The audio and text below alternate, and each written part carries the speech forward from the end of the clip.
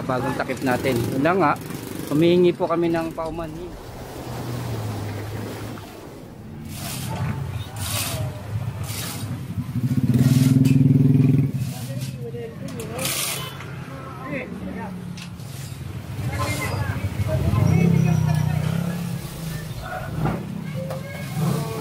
Yan ang mga tol.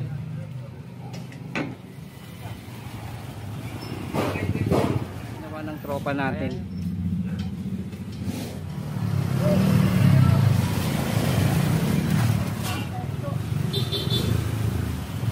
Kasi nga pag hindi namin ginawa yon, magbabara naman dito.